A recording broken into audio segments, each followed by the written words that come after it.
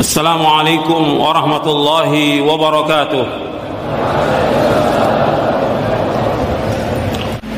Ikhwani fiddin wa akhwat fillah, azakumullah.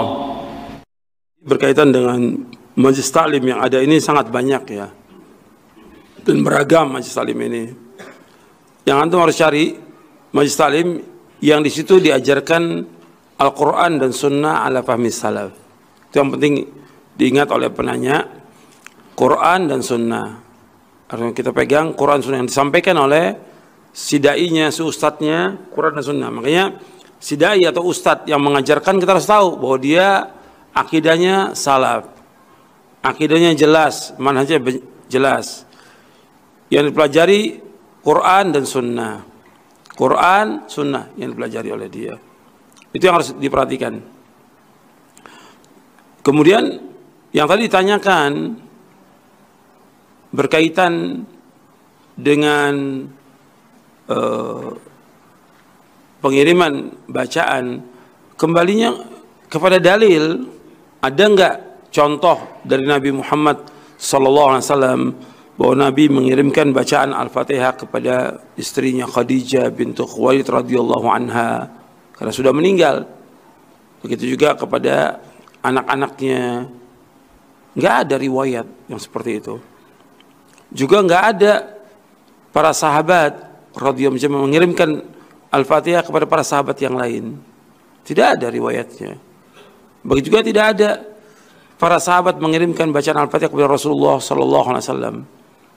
Kita dianjurkan, bahkan diwajibkan oleh Allah untuk mengikuti jalannya para sahabat. Itu jalannya para sahabat. Kita diwajibkan mengikuti Rasulullah SAW dan jalannya para sahabat. Sekarang enggak ada yang seperti itu. Dan menurut Imam Asy-Syafi'i rahimahullah, sebagaimana yang dibawakan oleh Al-Hafidz Ibnu Katsir dalam tafsirnya ketika menafsirkan ayat dalam surah An-Najm, wa an laisa lil insani illa ma sa'a, seseorang tidak akan mendapatkan melainkan apa yang dia usahakan. Maka dikatakan oleh Al-Hafidz Ibnu Katsir Asy-Syafi'i, beliau mengatakan bahwa Imam Asy-Syafi'i menyebutkan tidak akan sampai ibadah itu dikirimkan kepada orang lain, termasuk yang tadi bacaan Yasin, Al-Fatihah, dan nggak akan sampai. Itu pendapat Imam Syafi'i, dibawakan oleh Al-Hafidz Ibnu Katsir ketika menafsirkan surah An-Najm di ayat 39. Jadi itu yang perhatikan. Kemudian soal masalah zikir, dianjurkan kita berzikir. Majlis ilmu ini majlis zikir.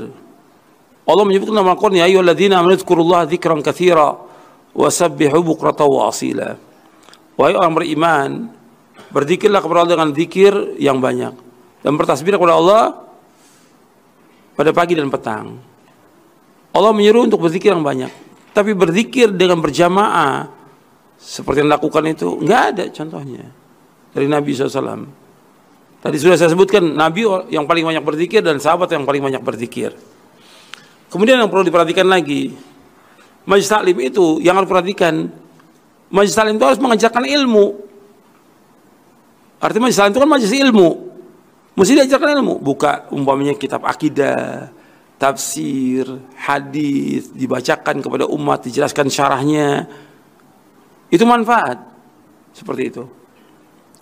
Jadi kalau dia umpamanya cuma duduk-duduk aja baca, ya nggak dapat ilmu selama-lamanya. Kan banyak majlis taklim yang hanya membaca surah Yasin, kemudian pulang, tapi nggak dijelaskan tafsirnya, penjelasannya. Kan kalau dijelaskan satu ayat setiap pertemuan manfaat, orang tambah ilmu. Kan doanya Rabbi zidni ilma, doanya Allahumma inni as'aluka ilman nafi'an wa rizqan thayyiban wa amnan taqabbala. Kalau cuma zikir rame-rame gitu, apa yang dapat? Puluhan tahun nggak dapat apa-apa dia. Jadi masih ilmu itu harus diajarkan ilmu, sehingga setiap datang ke masjid itu dapat ilmu dan bermanfaat buat dia, bermanfaat buat keluarga, dan ada yang disampaikan kepada keluarganya. Itu jawaban saya. Saya pikir cukup sampai di sini. Wassallallahu Nabi Muhammadin SAW wa akhiru da'wana alhamdulillahi rabbil alamin. Assalamualaikum warahmatullahi wabarakatuh. فقلت استغفروا ربكم إنه كان غفارا